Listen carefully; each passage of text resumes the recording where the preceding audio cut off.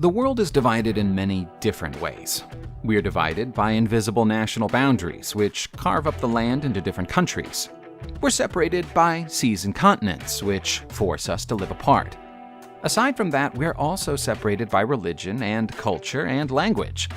Because of all this, it's sometimes hard to remember that we're all one human race, and we all need to work together to deal with some of the issues that could change the face of the whole planet.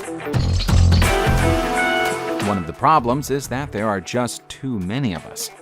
We're getting better at treating illnesses and extending lives through medicine than ever before, but we're also having more children. There are 7.5 billion of us in the world right now. By 2021, that figure will exceed 8 billion. All of those people need food, water, shelter, and heating. We don't know for sure we have enough food or clean water to sustain all of those lives. Overpopulation could lead to a complete societal collapse in any one region of the world, or possibly all of it.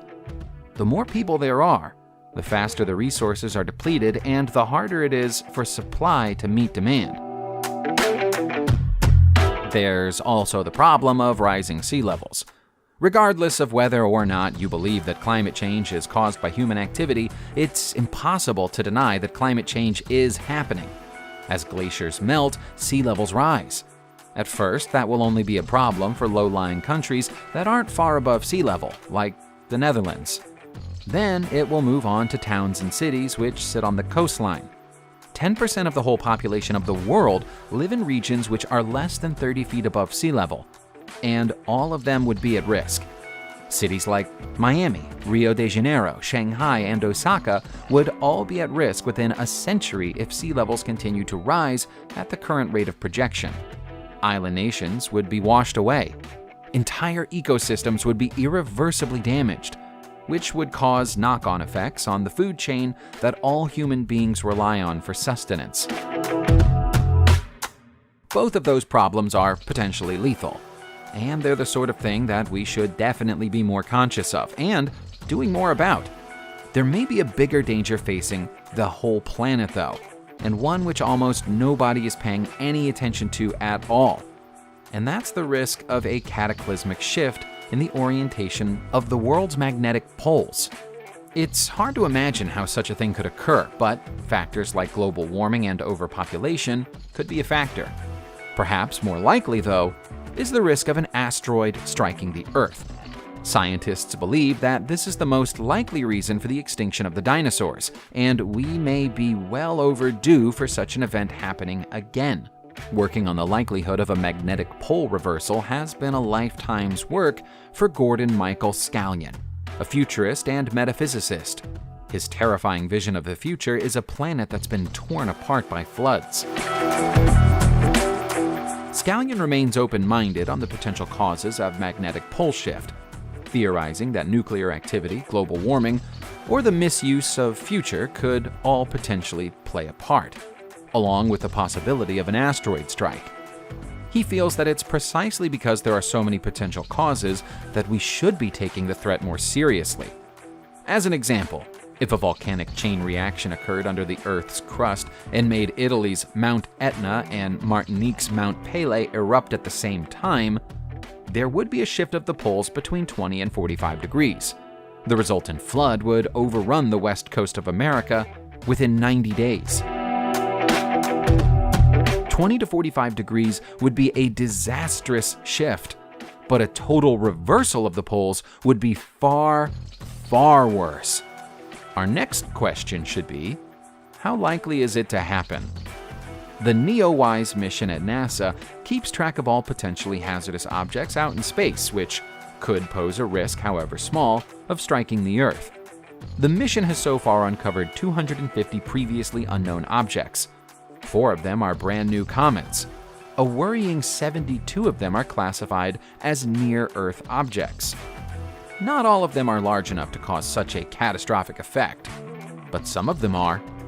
Right now, NASA's own impact risk chart lists 2020 as having an increased risk of dangerous object activity.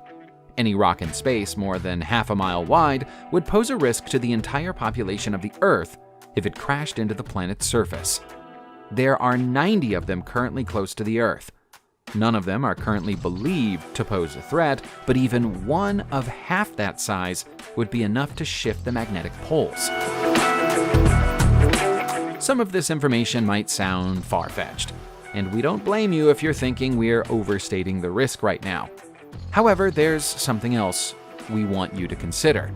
If there's no immediate risk of a global disaster, why are so many of the world's super rich buying safe holds in high, dry lands?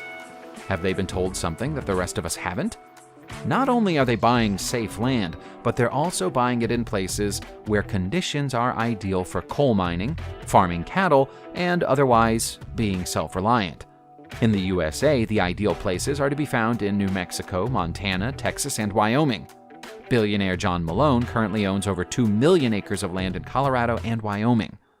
Amazon supremo Jeff Bezos has acquired 400,000 acres of land in Texas. TV mogul Ted Turner has 2 million acres of his own split across North Dakota, New Mexico, Nebraska, and Montana. Stan Kroenke has taken on over 250,000 acres of Montanan land. We could go on, but Bill Gates has gone even further. The Microsoft founder is building his very own micro-city in Belmont, a city he views as being a cutting-edge utopia of technology, manufacturing, communication, and distribution. In short, he's building Metropolis in an area which is currently nothing but dry land. This trend, by the way, is not uniquely American. Farmland is currently selling at record rates in New Zealand, Australia, Great Britain, and Europe. Curiously, helipads are appearing outside the mansions of the super rich at almost the same rate. It's almost as if they're planning for a quick getaway. What, then, will the world the super rich are leaving the rest of us to look like? We've looked closely at Scallion's predictions, and here's how he sees the world post-polar shift.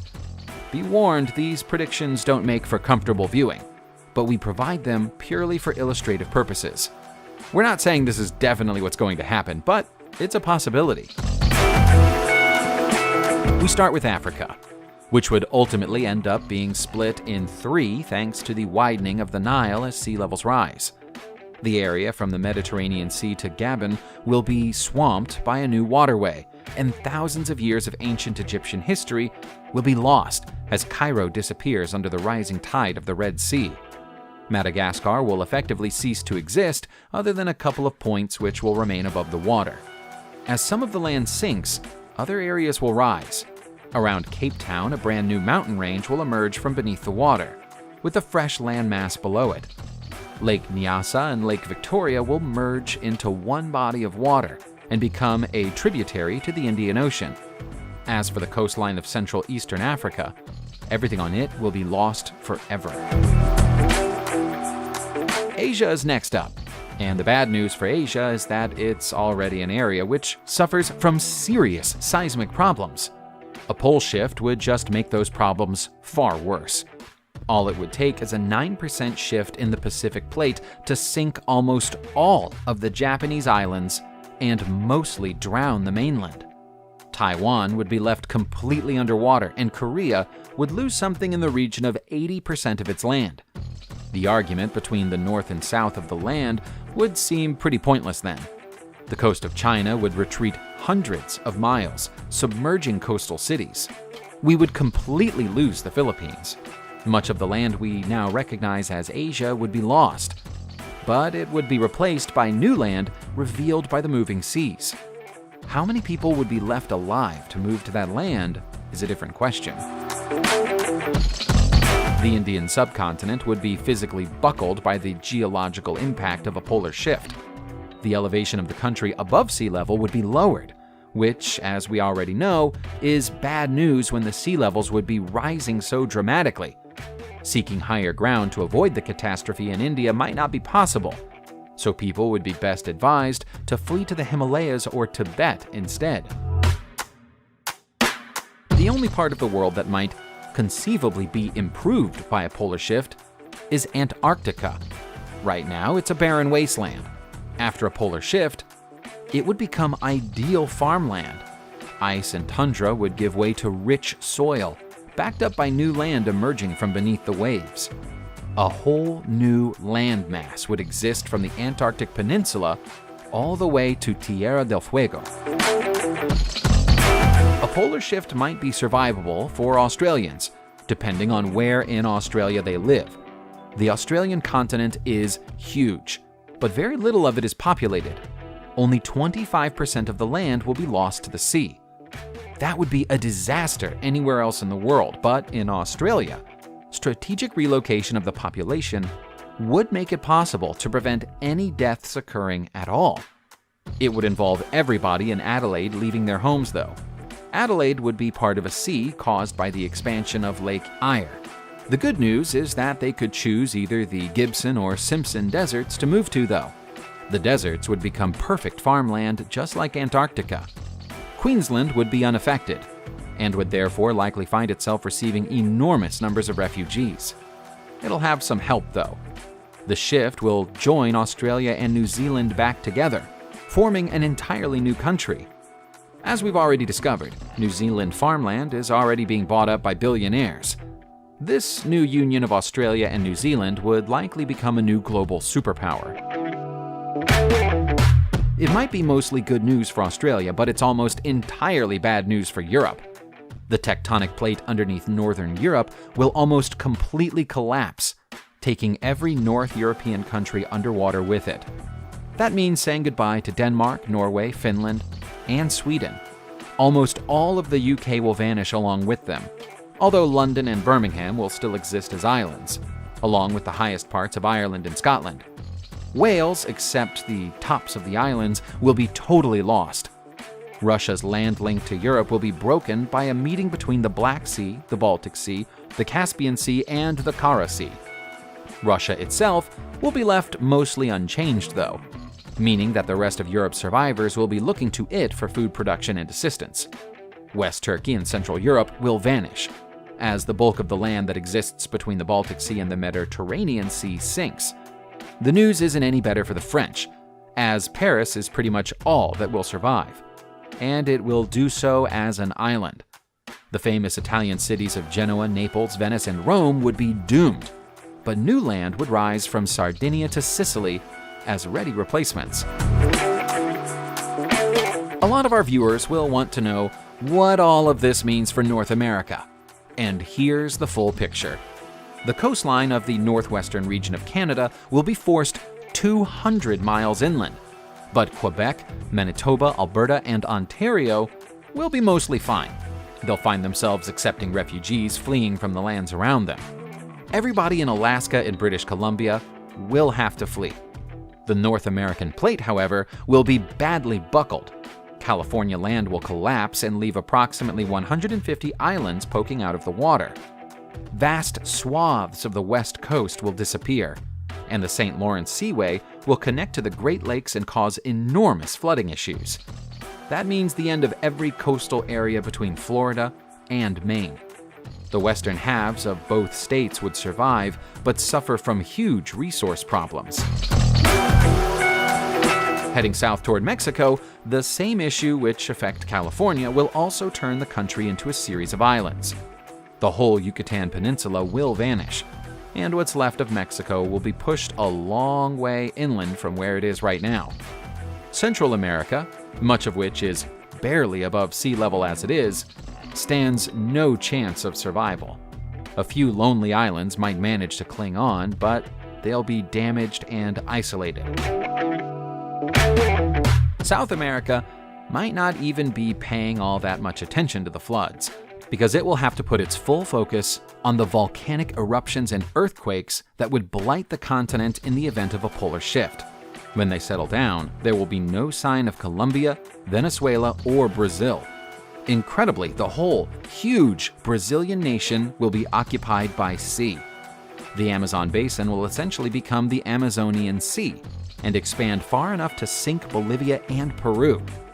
The question of the hotly contested Falkland Islands will cease to be an issue. They'll no longer exist. The country best positioned to survive the advancing seas will be Chile, which might find itself the new home of everybody on the continent. As we said earlier, though, this isn't all definite or even probable. just possible. We're sure if one of those 90 or so cataclysmic objects floating around in space suddenly turned and started heading in our direction, NASA would tell us. Or would they? Subscribe to the channel and turn on notifications, and you will be the first to know when a new video comes out. Thank you for watching, and see you soon.